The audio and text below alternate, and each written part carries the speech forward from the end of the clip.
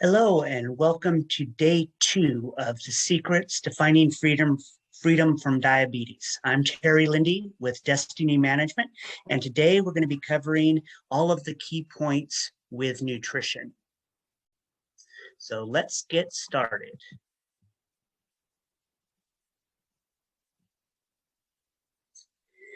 First of all, hopefully you had a chance to do some of the homework from yesterday in determining your body fat percentage, where you feel your current fitness level is, and set some goals and rewards for you. So we're going to cover nutrition today and the key components, the benefits first. The main factor for nutrition is you're going to have much better energy and be able to recover on a day-to-day basis from just about every activity.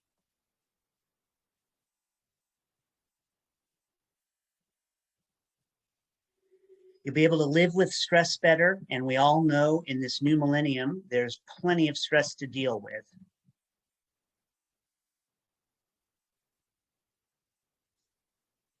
You can excuse my clumsiness with technology, but we'll get there. Okay, these are the three main variables or keys to nutrition.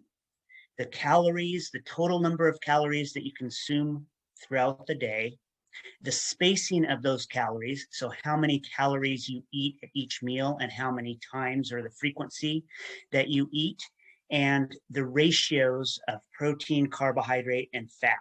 And this is a big key for managing your blood sugar. So how many calories do you need overall versus each meal? So the main variable that requires calories is your muscle mass, so your lean body mass. So this is going to be where the importance of knowing your body fat percentage and your lean body mass will come in for determining the calories. And the other largest component for how many calories you need is your activity level.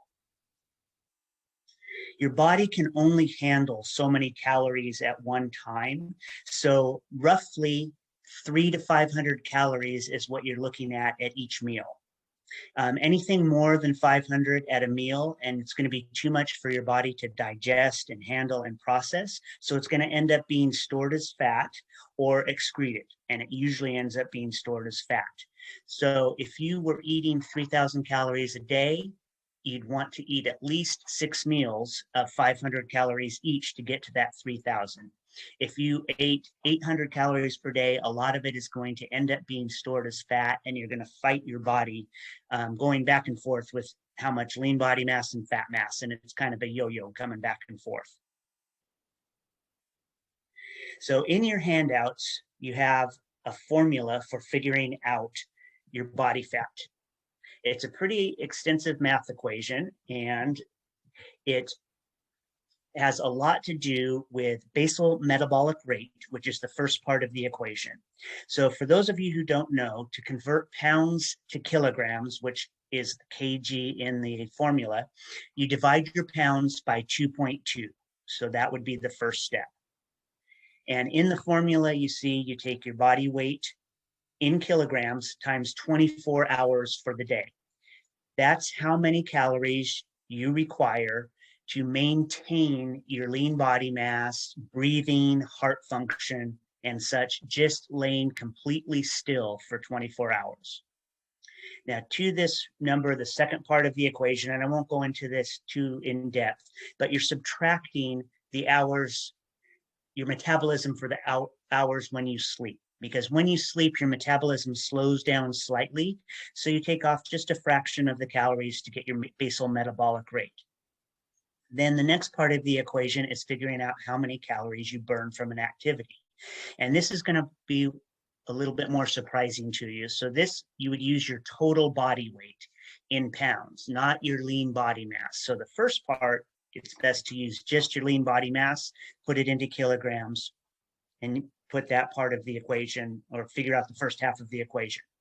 Your total body weight should be used with your activity, because that's what you are moving. That's how much weight you are moving with anything you do, whether it's yard work or a sports activity, lifting weights, cardiovascular, you're always moving your entire body weight. And there are activity factors based on an average calorie burn for that certain activity. Now, if you wanted to be the most exact, you'd have to break down your activities hour by hour and multiply the activity factor by the according or with the activity that you were actually doing. But just take an average guess of what your activity is like over this 16-hour or whatever it might be for hours of activity. And this includes any waking moment. So it's 24 minus your hours of sleep to get your activity hours. Once you have this number, you're going to add those two together. And then there's also a need for calories to digest food.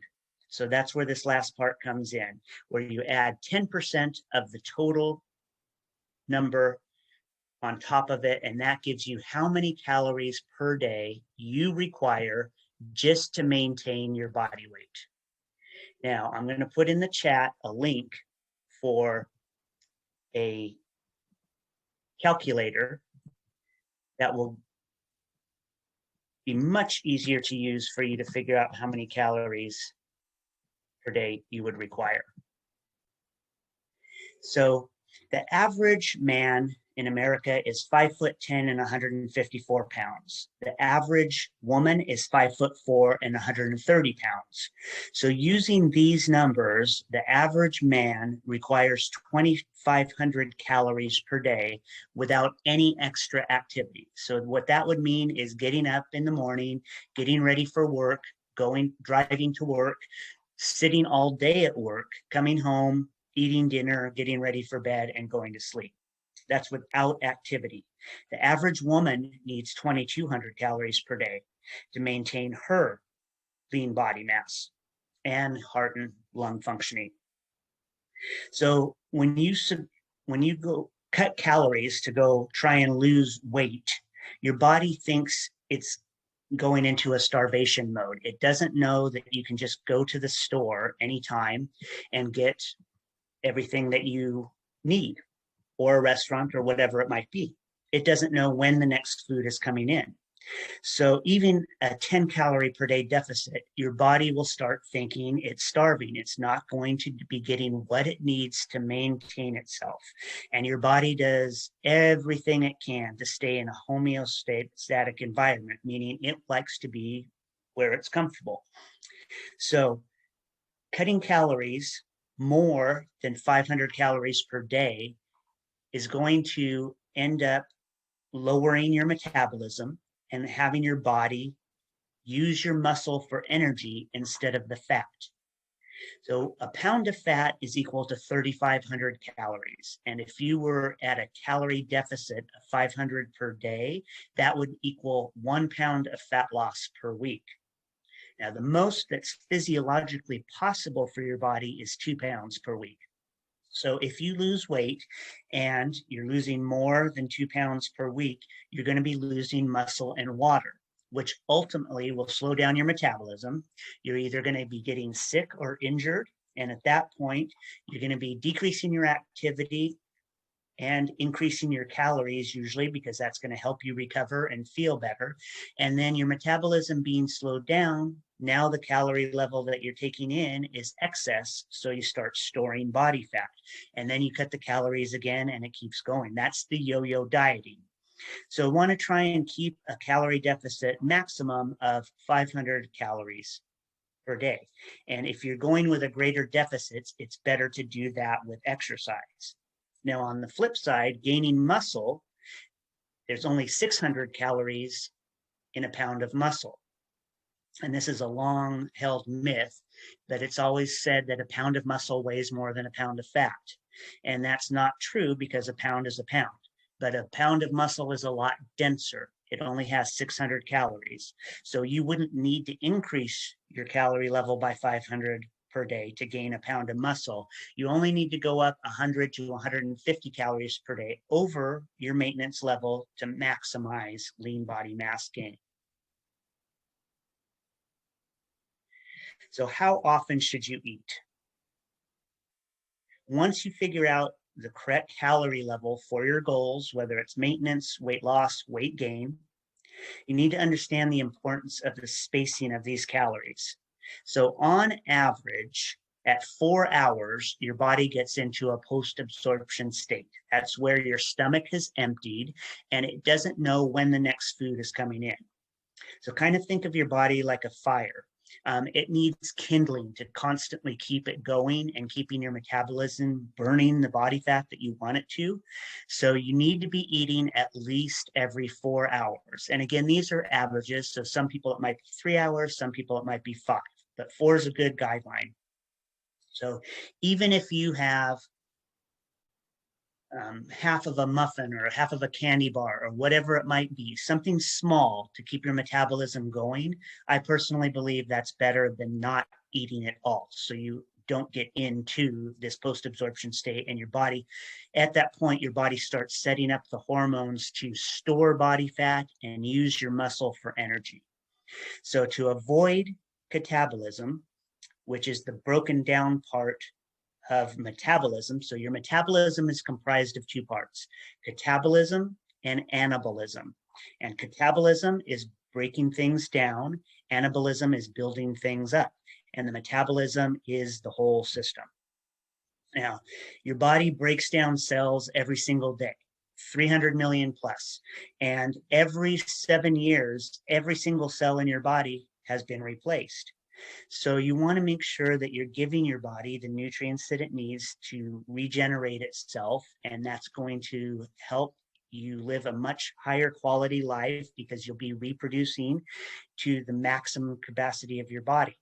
That's why different people age at different rates. So depending on nutrient levels that they're given, sometimes their copies aren't getting, they're getting weaker and weaker and weaker. And there's a lot of factors involved with this, but to make sure that you're getting as best recovery as possible through all of this, you need to make sure that your calorie levels, you're getting what you need, you're getting the spacing. And then the next step is going to be how much protein, carbohydrate, and fat. So again, this is quite individual. There's a lot of variance with this, but you have to have these 3 macronutrients. So there's macronutrients and micronutrients, and the macronutrients are protein, carbohydrate, and fat. We're talking about food, and the micronutrients are your vitamins and minerals. So what controls insulin the best? When you eat carbohydrate, insulin gets spiked because insulin's job is to take calories out of your bloodstream and store them for future use. That's what insulin does. The opposite hormone to insulin is glucagon. And what glucagon does is takes calories out of storage and into your bloodstream to raise your blood sugar. And it's the balance between glucagon and insulin that manages your blood sugar and how full you feel and your energy. When either one gets out of whack, you're going to have certain signs that your body's going to be trying to tell you. So if you've ever eaten a meal and felt really groggy, like within a few minutes, you want to crawl in a corner and fall asleep, that's because something that you ate spiked insulin, spiked your blood sugar. You get all of this insulin released into your system, and then it takes the carbohydrate out and stores it as fat for future use. So then it lowers your blood sugar again. And the tiredness and the grogginess comes from the lowered blood sugar. Now, Thanksgiving dinner is notorious for this for a lot of people. But when this happens and you start getting up and moving around, you start waking up a little bit, you start feeling a little bit better energy, or after say about 20 to 30 minutes, you start feeling better also. And that's because movement and exercise stimulates glucagon. So that takes the calories out of storage and into your bloodstream and raises them. There's one other thing that does this, and that's protein. So protein and exercise stimulate glucagon, which raises your blood sugar. Carbohydrate stimulates insulin, which ultimately lowers your blood sugar. The other sign to look for is a sense of hunger or an empty feeling. So if you've eaten a meal and you still have a craving or feel like you need more, that's usually because you've had too much glucagon compared to the insulin. So what you're trying to do is learn what your body is telling you from these two signs and adjusting the amount of protein and carbohydrate at a meal until you find the right mix that gives you really good energy after you eat and gets you full and satisfied, even if you've eaten a small portion size. Typically, and there's not, unfortunately, a black and white rule on this, but if you have had too much protein compared to the carbohydrate, you're usually going to end up feeling a little bit hungrier after a meal. If you've had too much carbohydrate compared to the protein, you're going to end up feeling groggy and tired after the meal. So the first step is to try and analyze what you had. So let's say you had half of a chicken breast and a cup of pasta. And when you ate that, you started to get really tired in a few minutes and felt like you wanted to fall asleep. So what this next step would be is you would cut back to a half a cup of pasta and have 1.5 chicken breasts for protein. And that's going the opposite way. So if that makes you feel hungry afterwards or unsatisfied, then we'd go back and try and find a middle ground of the half a chicken breast and say a half a cup of pasta. If that gives you really good energy, then you can analyze the calories and the grams and do all of those types of calculations and match that for every single meal, which would be the ultimate goal. So finding the correct ratio for the protein and carbohydrate is the biggest thing that you can do with nutrition to help manage and keep a stable blood sugar all day long. Now, there's one other factor, one other macronutrient, and that's the fat. So what fat does is it slows the absorption of the carbohydrate. So the glycemic index is a very useful tool, and this is a rating system of how quickly a carbohydrate enters your system.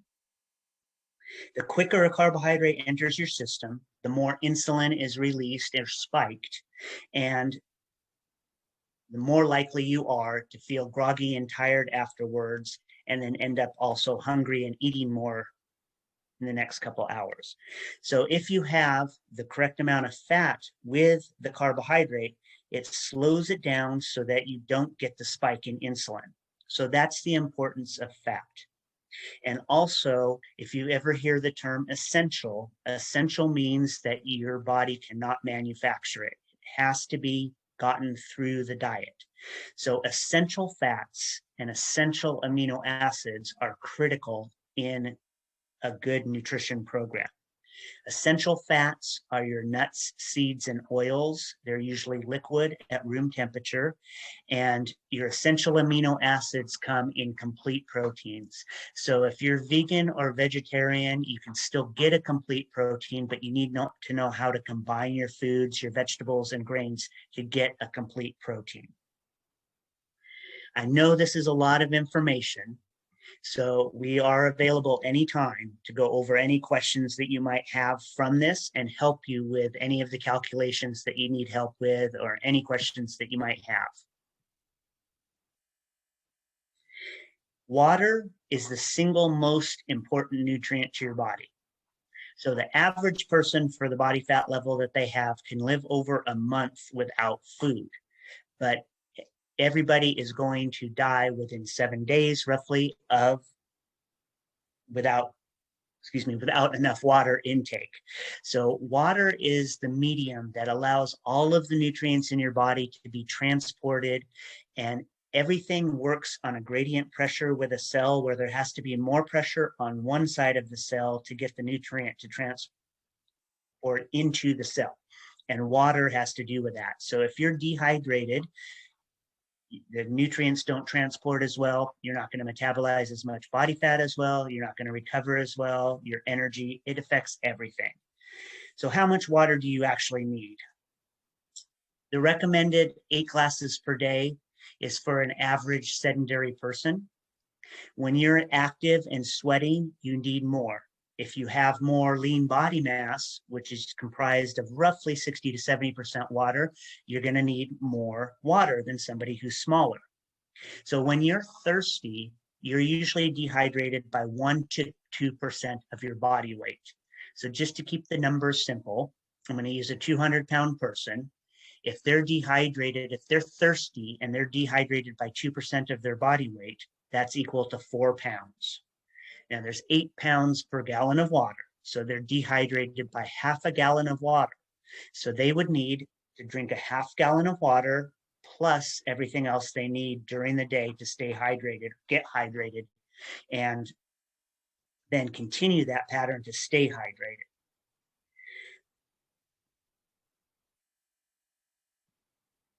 So a rough rule for hydration level is going to be your lean body mass divided by 2 is the minimum number of ounces per day that you need to maintain hydration.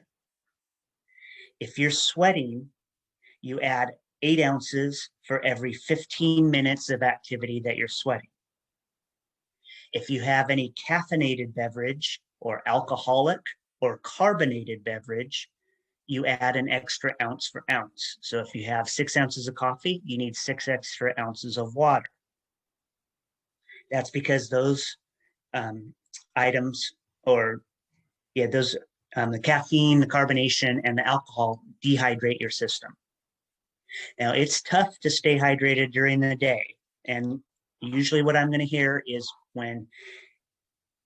whenever I go over this with people, they're going to say, yeah, well, I'm going to end up in the bathroom all the time, which is true at first. And when I say dehydration, it doesn't mean that your body does not have water. It means that the water is not inside the cells where it should be. It's under the skin. So you're going to feel bloated when you're dehydrated usually. When you're taking in enough water, your body thinks that it's going to be getting enough externally, so it starts to flush out everything that it's been holding onto under your skin. That's why you start going to the bathroom all the time. It might be every 10, 15, 20 minutes, and it can last for a few hours, and depending on your hydration and your balance, it can even go on for a couple days. But once you get to a hydrated level and you continue to drink all of the water that you need on a given day, you won't have to go to the bathroom all the time. So that's one way to tell that you were dehydrated if you are having to go to the bathroom frequently.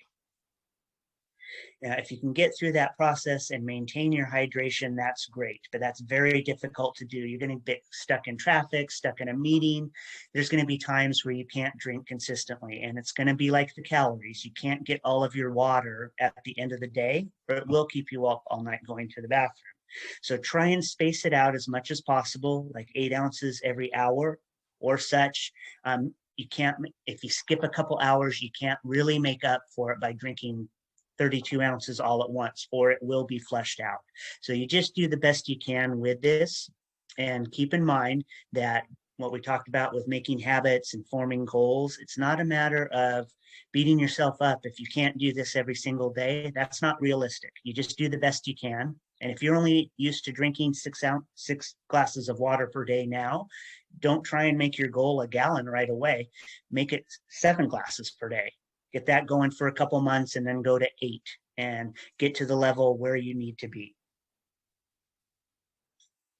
One other thing I'd like to cover briefly are supplements needed. My opinion is supplements are an insurance policy. So if they're making up for deficiencies in your nutrition, that's a very expensive nutrition program. Ideally, you would be able to get all of the nutrients you need with your nutrition program, but soil depletion, chemicals, all those kinds of factors, there's no guarantee. There's been studies where they've taken a barrel of oranges, and some of the oranges have 60 milligrams of vitamin C like they're supposed to. Some have 0 milligrams, and some are anywhere in between.